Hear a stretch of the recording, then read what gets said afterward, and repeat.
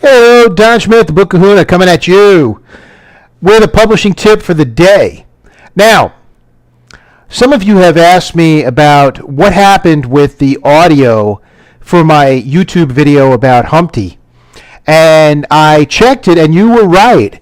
There was no audio on that video, so I am very sorry, and I'm going to make it right and tell you exactly what happened with Humpty. This was the summer of 2009. And my fiance at the time, Susan, and her parents knew that I loved turtles.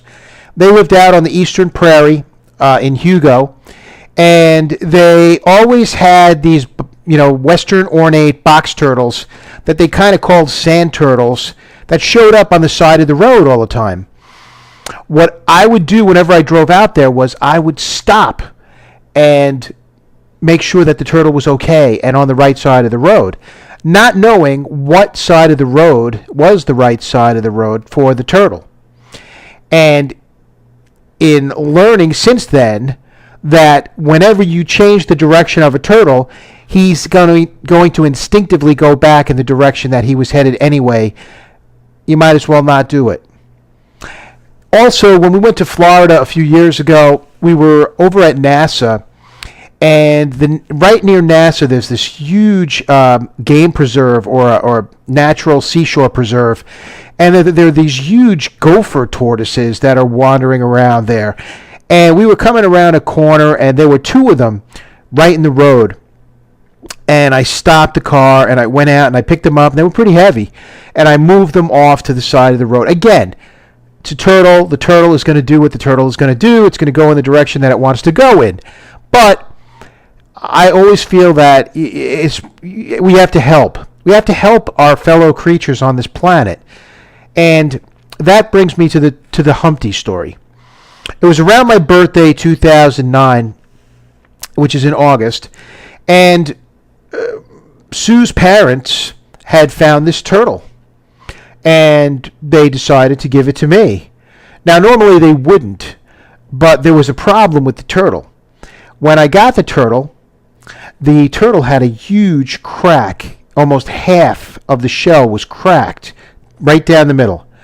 And you could actually look in and see the turtle inside. But the turtle itself was fine. Just the shell was damaged and cracked.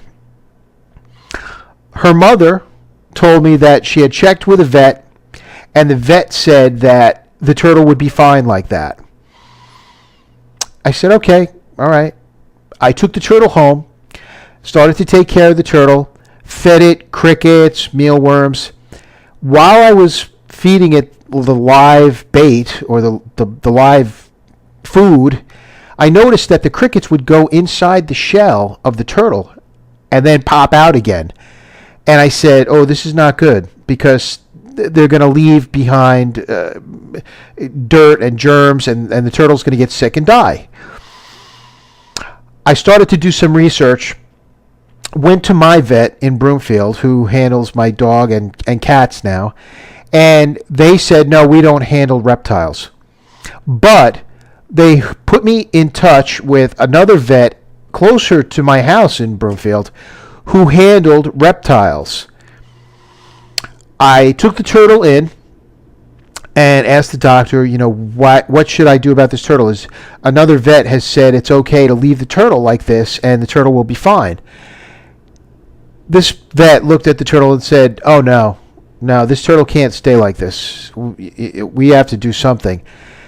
He said, go home, make an appointment to come back. I'll do some research over the weekend, and we'll meet next week and figure out what we're going to do. And so we did.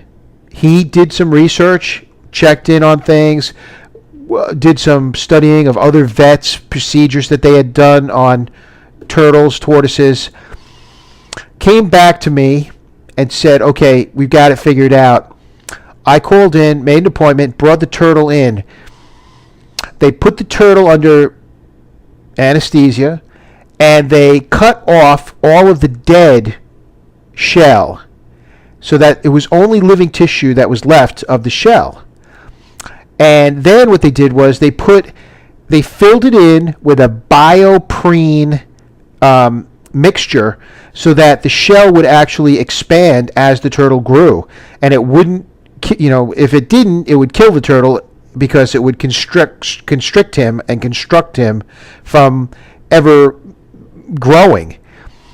And what happened was, when I got the turtle back after the doctor did this 4-hour operation on the turtle, he was wrapped up with 5 zip ties holding the shell together, and also the back end of a latex glove had been cut off and put over him. And the doctor told me that for 6 weeks you have to buy latex gloves and cut off the end and keep changing the dressing so that he doesn't get wet. The shell underneath cannot get wet for 6 weeks, and the zip ties have to stay tight to hold him together. When Sue found out what I had done for the turtle, we both decided that the turtle's name should be Hump T. Okay, not Hump T like Hump T, T-Y, but Hump hyphen T. Kind of a play on the nursery rhyme, all the king's horses and all the king's men. Couldn't put Humpty Dumpty back together again, but we did with Humpty the turtle. And after 6 weeks' time, Humpty was fine.